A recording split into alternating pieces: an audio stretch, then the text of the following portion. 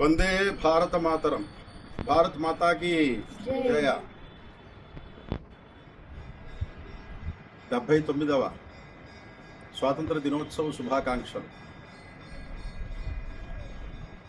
మన దేశానికి స్వతంత్రం వచ్చి ఈ ఆగస్టు 15కి 79 సంవత్సరాలు పూర్తయింది. భారతదేశ స్వతంత్రం అనేటువంటిది ఒక కళ.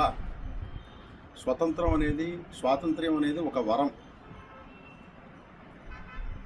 మనం ఈరోజు అనుభవిస్తున్నటువంటి ఈ స్వాతంత్ర్యాలని మనకు అందించడానికి ఎంతోమంది ప్రాణత్యాగాలు చేసినటువంటి మహనీయులు, వీరులు ఎందరో ఉన్నారు. వారందరికీ కూడా నేటి రోజున కృతజ్ఞతాపూర్వకంగా శిరస్సు వంచి వారందరికీ కూడా మనం పాదాభివందనాలు చేస్తున్నాం. వారు ఇచ్చినటువంటి ఈ స్వాతంత్ర్యాన్ని మనం దుర్వినియోగపరుచుకోకుండా సద్వినియోగపరుచుకుని దేశం అభివృద్ధి పథంలో వెళ్ళేటట్టుగా మనందరం కూడా ఐకమత్యంగా, సౌభ్రాతృత్వం ఉంటారు. భారతదేశంలో ముఖ్యమైనటువంటిది ఏమిటంటే ఐకమత్యత, సౌభ్రాతృత్వం. ఆ నినాదంతో స్వాతంత్ర్యం అనేటువంటిది మనకి దక్కింది. దాన్ని మనం ఈ రోజున ఆచరించి అమల్లో పెట్టుకోవాలి.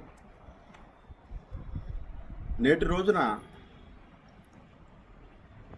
ఇంత చక్కటి స్వాతంత్ర్యం లభించినటువంటి భారతదేశంలో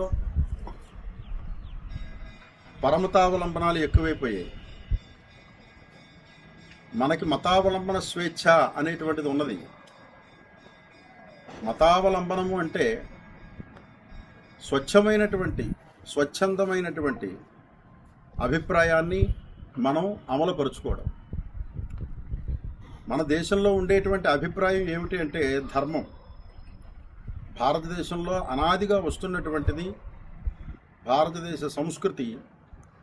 ఆ సంస్కృతిని మనకు అందించినటువంటి వారు ఎంతోమంది మహనీయులు, మహర్షులు. అందువలన దాన్ని ఆర్షధర్మము అన్నారు.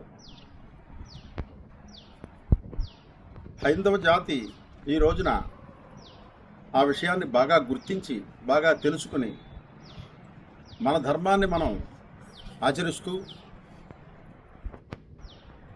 మన దేశంలో పూర్వం నుంచి కూడా ప్రత్యేకించి మతము అనే పదం లేదు. ఇవాళ పరమతాలు ఎక్కడి నుంచో వచ్చి వారి మతాల్ని బలపరుచుకోవడానికి ఎన్నో రకాల ప్రయత్నాలు చేస్తున్నారు. అది దేశద్రోహం అనిపించుకుంటుంది. ఏ దేశానికైనా ఒక గౌరవం ఉంటుంది.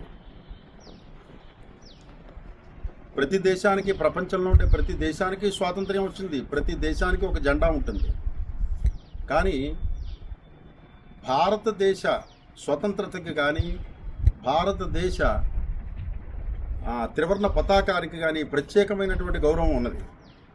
మనం దాన్ని పూజిస్తాం, మన జెండాని పూజిస్తాం, మన దేశాన్ని మనం గౌరవిస్తాం. మన దేశాన్ని, దేశమాతని మనం తల్లిగా భావన చేసి, అమ్మవారిగా భావన చేసి పూజిస్తాం. దేశాన్ని పూజించడం అనేటువంటిది కేవలం భారతదేశంలోని తప్ప ప్రపంచంలో ఏ దేశాల్లోనూ కూడా, ఏ ఇతర దేశాల్లోనూ ఈ సంప్రదాయం లేదు. అటువంటి భారతదేశంలో నివసించేటువంటి ప్రతి వాళ్ళు కూడా దేశం పట్ల భక్తి కలిగి ఉన్నటువంటి వాళ్ళు మాత్రమే భారతీయులు. భారతమాత ఏ రకంగా ఉంటుంది? జాజ్వల్యమానంగా అగ్ని ప్రకాశిస్తున్నట్టుగా అమ్మవారు తాము అగ్నివర్ణం అని వేదం చెప్తుంది. ఆ రూపంలో ఉంటుంది అమ్మవారు. సింహవాహిని, సింహం మీద ఉంటుంది, త్రిశూలం ధరించి ఉంటుంది. మన భారతమాతని ఈ రూపంలో మనం భావన చేసి పూజిస్తాం. అలా భారతమాతని ఆ రూపంలో ఎవరైతే గౌరవిస్తారో వారే సరైన భారతీయులు. భారతదేశంలో ఉంటూ ఈ దేశ సంస్కృతి, ఈ దేశ ధర్మము కాకుండా ఎక్కడి నుంచో వచ్చినటువంటి మతాలు గొప్పవి అని చెప్పిన ప్రచారం చేసేటువంటి వాళ్ళు చక్కగా స్వచ్ఛందంగా దేశద్రోహులోని వేరే చెప్పక్కర్లేదు. అటువంటి వారందరూ కూడా మన దేశంలో తగ్గాలన్నా, మన దేశంలో ఉన్నటువంటి మతములు, ఆస్తిక మతములు, నాస్తిక మతములు ఏవైతే ఉన్నాయో వాటిలో ఏదైనా అవలంబించవచ్చు. ఆ మతాన్ని, మన దేశంలో ఉండేటువంటి మతాన్ని మనం అవలంబిస్తూ పరత్రా వచ్చినటువంటి వారందరినీ కూడా నిరోధించి మనం దేశ గౌరవాన్ని, దేశ ప్రతిష్టని నిలుపుకోవాలి అంటే ఐకమత్యత అన్నారు. దేశం విషయంలో ఒకటే మాట ఉండాలి. మనకి మన మహర్షులు చెప్పారు, ధర్మం కోసం జీవించాలట. ధర్మం అనేది ఆచరించేది. కాబట్టి ఈ భారతదేశంలో పుట్టిన ప్రతి మానవుడు కూడా జీవన విధానం ఎలా ఉండాలంటే మహర్షులు చూపించినటువంటి మార్గంలో, ధర్మ మార్గంలో నడిచి జీవనం చేయాలి. అంటే ధర్మం కోసం జీవించాలి, దేశం కోసం మరణించాలి, అవసరమైతే దేశం కోసం ఎక్కడి దాకా అయినా వెళ్ళాలి, పోరాటం చేయాలి అని చెప్పని గౌతమ ధర్మ సూత్రాల్లో కూడా మన మహర్షులు మనకు నేర్పారు. ప్రాణాపాయ సమయే బ్రాహ్మణుపి ఆయుధధర అన్నారు. ఆయుధం పట్టి యుద్ధం చేయాలి అంటే ఎక్కడో ఎవరో సైనికులు అయ్యి ఉండక్కర్లేదు నాయనా, దేశానికి ఉపద్రవం వస్తుందంటే ఎవరైనా కానీ యుద్ధం చేయవలసిందే అని మన గౌతమ మహర్షి మనకి స్మృతుల్లో కనిపిస్తోంది. ఇంచేత మనం దేశము, ధర్మము ఈ రెండు ప్రధానమైనటువంటివి. ఈ విషయాల్ని మన దేశ ప్రజలందరూ కూడా గుర్తించాలి. నేటి రోజున ఈ భారతదేశం స్వతంత్రం వచ్చిన తర్వాత గత 11 సంవత్సరాల్లో ఇంకా ఎంతో అభివృద్ధిలో ఉంది. దేశాన్ని అభివృద్ధి పథంలో తీసుకెళ్లేటువంటి ప్రభుత్వాలు ఏవైతే ఉన్నాయో ఇవాళ రోజున బీజేపీ ప్రభుత్వం, దాన్ని మత దృష్టితోటి మనం చూడకూడదు. దేశాన్ని అభివృద్ధి చేసేటువంటి ఒక పాలనా విభాగంగా మనం చూడాలి. అప్పుడు మనం దేశాన్ని అభివృద్ధి చేయగలుగుతాం, దేశానికి అభివృద్ధికి దోహదపడగలుగుతాం. దేశాభివృద్ధి పథంలో వెళ్ళేటువంటి వాళ్ళు ఎవరైతే నాయకులు ఉన్నారో వారికి నిష్పక్షపాతంగా ఎవరైనా సరే ప్రోత్సాహం ఇవ్వవలసిందే, సహకారం చేయవలసిందే. అదే మనం దేశానికి ఇచ్చేటువంటి గౌరవం. నేటి రోజున దేశంలో అటువంటి దేశద్రోహులు ఎవరైతే ఇతర మతాలు, ఇతర దేశాల నుంచి వచ్చిన వాళ్ళు ఉన్నారో వాళ్ళందరూ కూడా తగ్గాలి అంటే ఇవాళ కేంద్ర ప్రభుత్వం పెట్టేటువంటి ఏదైతే యూనిఫామ్ సివిల్ కోడ్ అని, సిటిజన్ అమెండ్మెంట్ యాక్ట్ అని ఏవైతే ఇలాంటివి ఉన్నాయో ఇది ప్రజలందరి కోసం చేసేటువంటిది. ఇక్కడ తరతమ భేదాలు లేవు, హెచ్చుతగ్గులు లేవు, తారతమ్యాలు లేవు. అందరికీ ఒకే రకమైనటువంటి నియమాలు ఉండాలి అని పెట్టినటువంటిది. కాబట్టి అటువంటిది ఎప్పుడైతే మన దేశానికి వచ్చిందో దేశం తప్పకుండా అభివృద్ధి అవుతుంది. మతం అనేది మనకి కావాల్సిందే.